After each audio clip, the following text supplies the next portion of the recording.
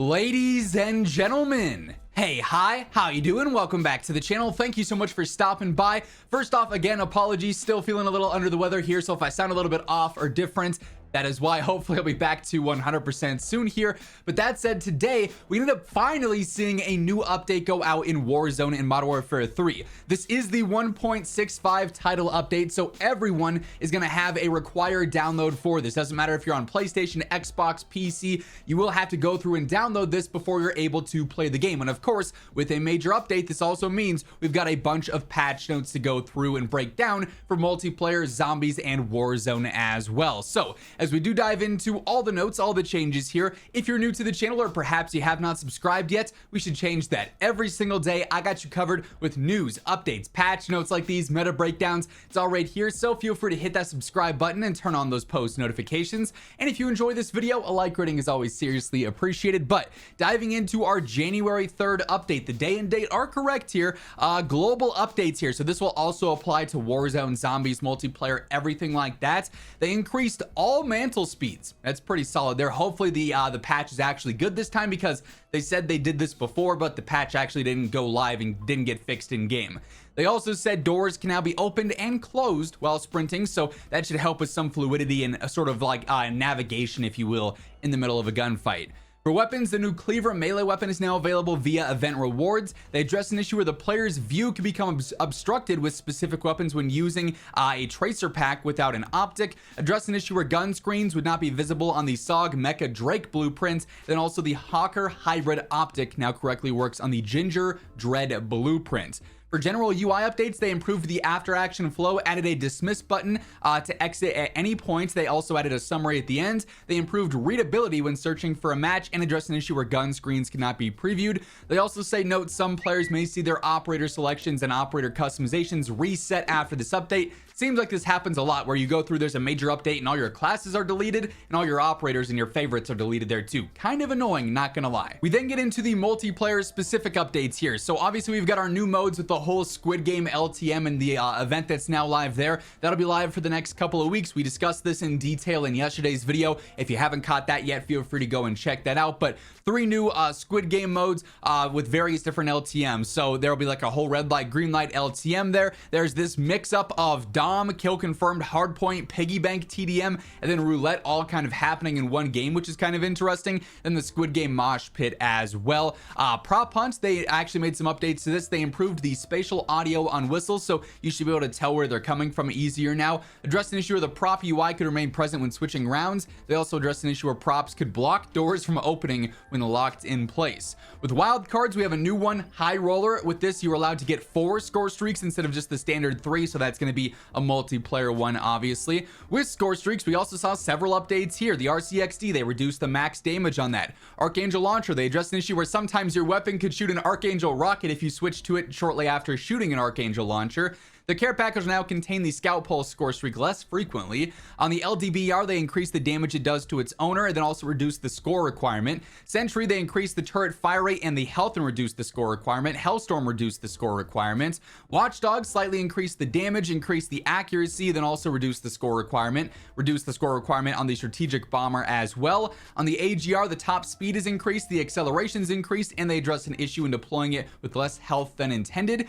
The Dreadnought, they also slightly increased the Dreadnought HP and reduced the score requirement. Then for UI updates here, addressed an issue where the wrong finisher would sometimes be previewed, addressed various issues with overlapping text, and also calling cards now display in the winner's circle. Then with audio, they reduced the range of emote sound effects so you won't hear those from as far away. With zombies here, we've got a ton of updates to go through. So Citadel Day more wonder weapons, just basically a ton of updates to all of these. They are very specific to each one. So in general, all swords can now hit up to 2 enemies per swing. Additional hit damage is 100% at close to medium distance, 50% beyond that. Players can now parry ammogram grabs with elemental swords. They also address an issue where sword damage can be decreased when using the Void Sheath augment for Aether's Shroud. Then each individual sword also got some specific updates here. If you want to read these and you know, in full, feel free to pause the video. For the sake of time, we won't go through each individual change. We'd be here for quite some time because, like I said, the Balmung has its one, the Durandal has its one, the Caliburn and Soleil all have its own changes as well.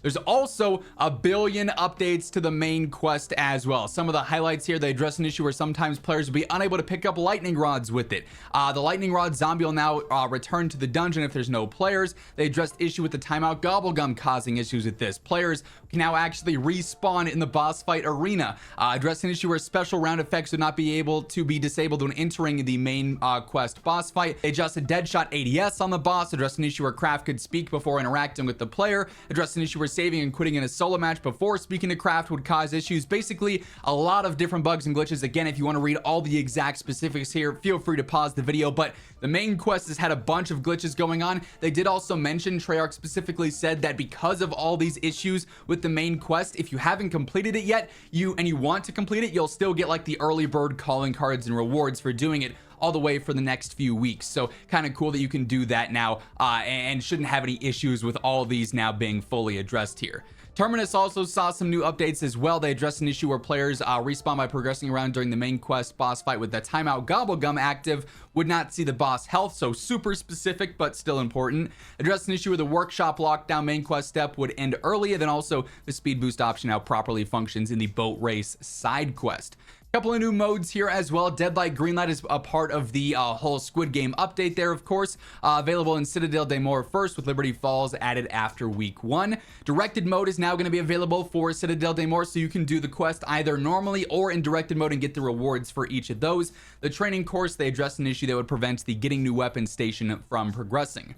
With weapons, they addressed an issue where players would lose the ability to equip a second weapon if the weapon cycle setting was enabled. On Gobblegums, addressed an issue that left a player vulnerable briefly while teleporting from anywhere but here Gobblegum. On ammo mods, Shadow Rift Big Game will no longer deal lethal damage to elite enemies. Aether Shroud Void Sheath addressed an issue where the melee damage would not be increased. On Score Streaks, Mutant Ejection addressed an issue where the Mangler Cannon effects could be stuck on the screen. Chopper addressed an issue where the gun from the chopper could be used after the score streak ended. That's insane.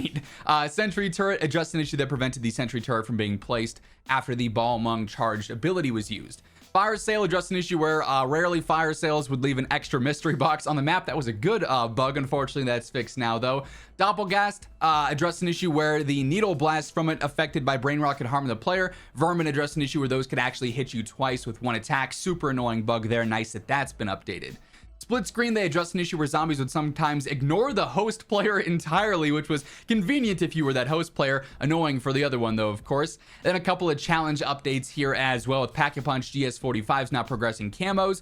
Daily challenges addressed an issue where the Drink 3 Perca-Colas wasn't progressing. Then also some calling card challenges were updated here as well. So like I said, a ton of zombies fixes. Now let's jump over to the Warzone side of things. So here we've got our Friday, January 3rd update. Again, some players may have operator selections and customizations reset with this update. Super annoying, but at least they give us a bit of a heads up there. Obviously, the new Squid Game LTM is live here as well. We know all about this by now. There's a new LTM specifically for Warzone with some mini games that'll be live in a match there too if you're interested in that LTM. For movement, same updates as over in multiplayer and whatnot. All mantle speeds have been increased. Doors can now be opened and closed while sprinting too, so that should help with world engagements and everything going on there. With wildcards, battle ready. Replace the regular UAV with a supply UAV. Okay, so battle ready's kind of useless now. The text description will remain incorrect until season 2. The power of battle ready was evident through season 1, providing a constant uptime of advanced UAVs for coordinated teams. We're making a change for that today, swapping it out for a supply UAV and utility box, basically just redoing its entire role there. So I don't imagine many players will still be using battle ready after this update.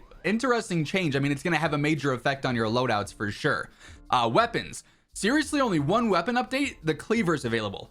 No buffs and no nerfs is kind of crazy after all this time. So, I mean, the meta not really gonna be changing all that much. That's kind of unfortunate. I feel like we've had the XM4 and the AK and the Jackal for a while now, so kind of bummed out with that. Hopefully we see some other meta updates. We don't have to wait another 25 days until season 2 drops to have any changes there. We do have bug fixes though, and arguably this is more important than the meta updates, so we can actually play the game, you know. Fix an issue allowing players to gain the benefits of the Battle Ready wild card while grabbing a loadout with a different one, so Battle Ready's nerfed and you can't cheese it anymore. Fix an issue causing enemy parachute opening sounds from occluding properly, making it seem like enemies are parachuting much closer than they were. That's a big one. So many times I'd hear parachute audio, look up, and there was a guy 45 meters away, and it's like, well, wait a second, am I hearing the right person? What's going on here? So that's actually a really good update there. Fix an issue preventing players from using the advanced UAV after already calling in one during the match. Big bug there. Glad to see that that's fixed. Fix an issue preventing controller players from using a kill streak if it's not appearing on the HUD. An issue preventing players from dropping stacks of $500. Issues preventing spawn protection on Rebirth Island from functioning at times. An issue preventing the exfil animation from playing in ranked. And then also an issue that could kick players out of a match when leaving a chat channel. And that's actually it. Wow. Okay, so, I mean, I'm kind of disappointed in these updates. They really marketed this as like a major update. They are still investigating a lot of things. Their tweet Ravens in specific for Warzone a few weeks back mentioned they were investigating a lot of things. I guess just a lot of that didn't make it into this update. Ideally though, now that the devs are going to be back in office for the new year, we're not going to have these large gaps, you know, of 2.5, 3 weeks where we're not seeing updates. It might be back to, hey, there's an update on the 10th and the 12th and the 19th, like more frequent, more consistent updates that hopefully will address a lot of the things that are missing from these patch notes, because I mean, there's a lot. Obviously, no server updates, and of course, no anti-cheat updates. We don't expect those until season 2 or season 3 potentially, so a bit unfortunate there too. But that being said, those are all the changes that happened with the 1.65 update today. That's going to wrap things up. If you enjoyed the video, a like would be seriously appreciated. And of course, if you're new to the channel, you want to guarantee that every single day you're in the know for all things going on in COD, feel free to hit that subscribe button and turn on those post notifications. But once again, thank you so much for tuning in. And until next time, take it easy, have an awesome rest of your day, and I'll catch you later. Peace out.